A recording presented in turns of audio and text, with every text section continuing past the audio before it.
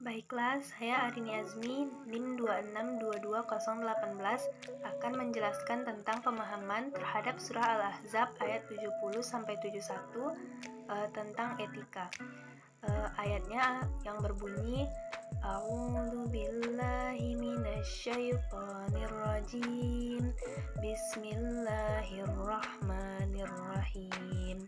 Ya ayyuhalladzina amanu taqullaha wa qulu qawlan sadida yuslih lakum a'malakum wa yaghfir lakum dzunubakum wa may yuti'illaha wa rasulahu qad faza fawzan 'azima, yang artinya, wahai orang-orang yang beriman, bertakwalah kamu kepada Allah dan ucapkanlah perkataan yang benar.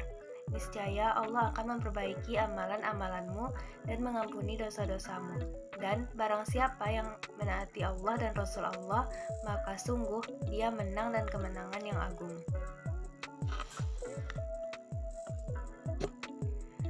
Nilai-nilai yang kita dapat dalam surah Al-Ahzab ayat 70-71 yaitu proses dalam etika berbicara yang dijalankan oleh setiap muslim berdasarkan perintah Allah untuk menjadikan komunikasi dengan baik yang terdiri dari pembicara maupun pendengar yang saling memahami dan mengenal satu sama lain dalam setiap komunikasi yang dijalaninya.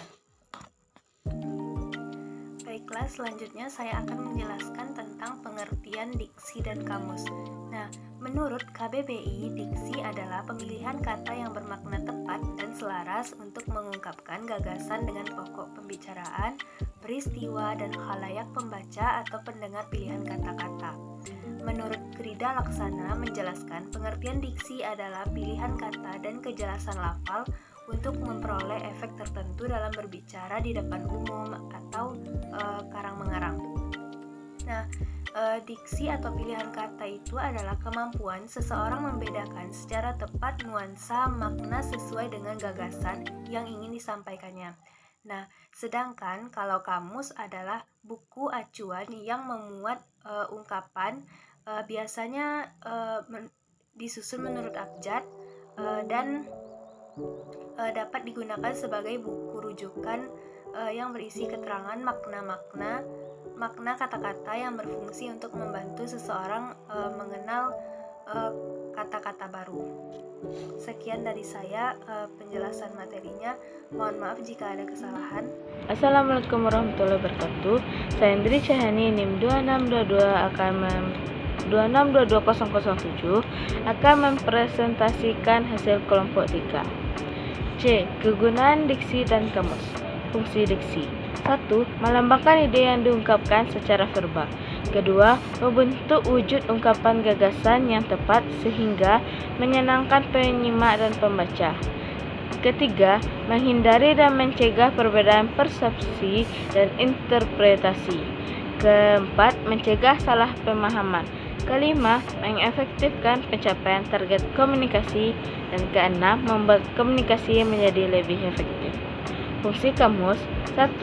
Menjadi sarana untuk memperluas dan memperkaya pembendaharaan kata. 2. Kamus dapat memberikan kontribusi untuk menambahkan koleksi kekayaan vokabuler pribadi. Yang 3. Kamus menjadi acuan untuk mencari bentuk kata, istilah, frasa, ungkapan, peribahasa, dan idiom, beserta contoh penggunaan kata dan istilah di dalam kalimat. 4. Memastikan manakah yang paling tepat dari sebuah kata atau istilah. D. Hubungan diksi dan kamus. Kamus merupakan sebuah buku referensi yang memuat daftar kosakata yang terdapat dalam sebuah bahasa, yang disusun secara alfabetis.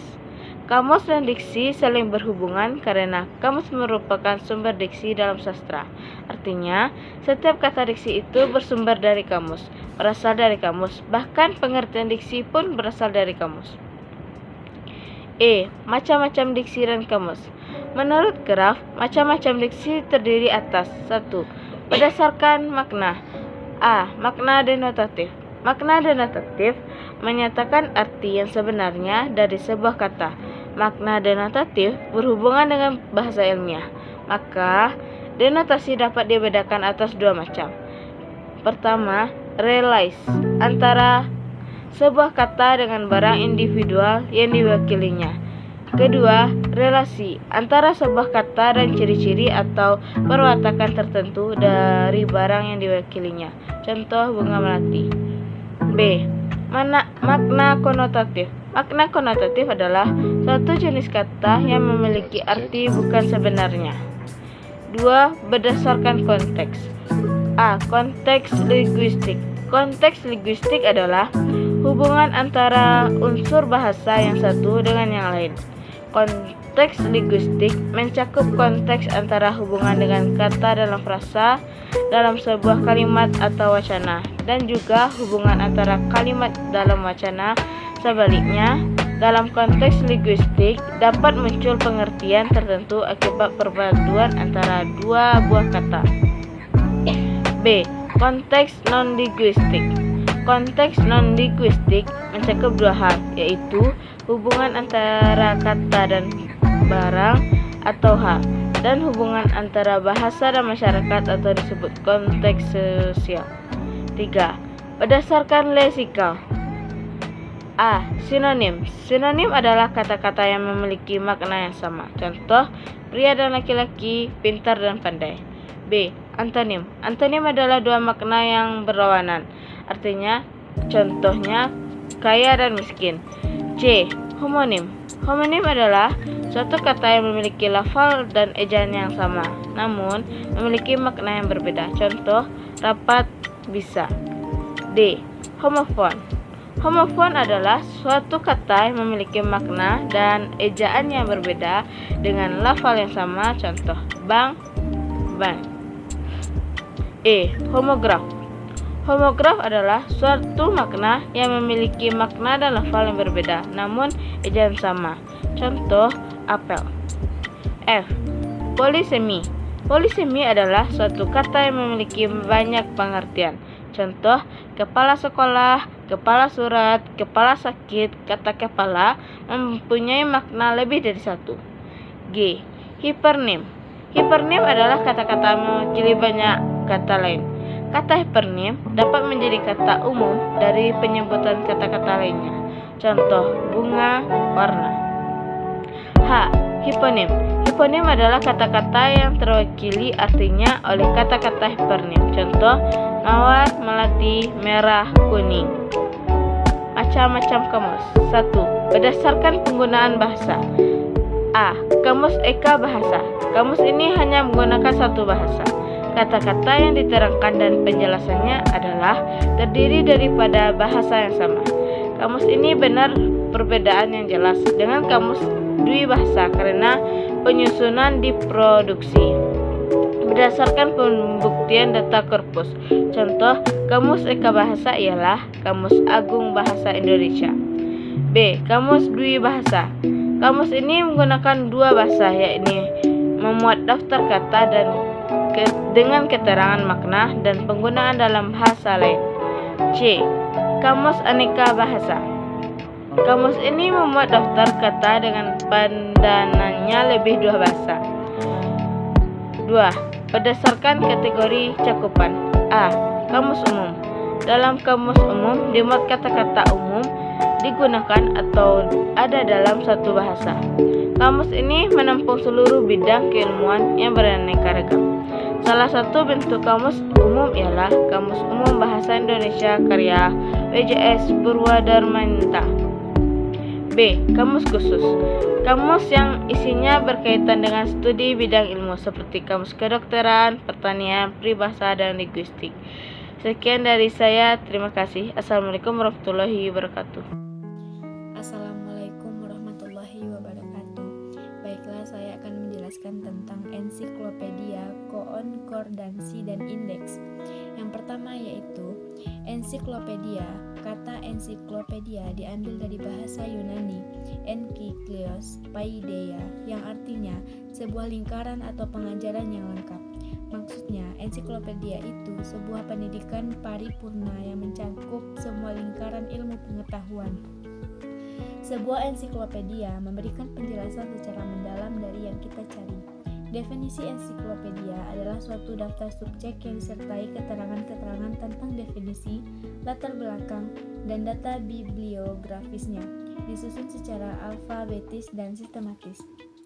Ensiklopedia adalah sejumlah tulisan yang berisi penjelasan yang menyimpan informasi secara komprehensif dan cepat dipahami serta dimengerti mengenai keseluruhan cabang ilmu pengetahuan atau khusus dalam satu cabang ilmu pengetahuan tertentu yang tersusun dalam bagian artikel-artikel dengan satu topik bahasan pada tiap-tiap artikel yang disusun berdasarkan abjad, kategori, dan volume terbitan dan pada umumnya tercetak dalam bentuk rangkaian buku yang tergantung pada jumlah bahan yang disertakan.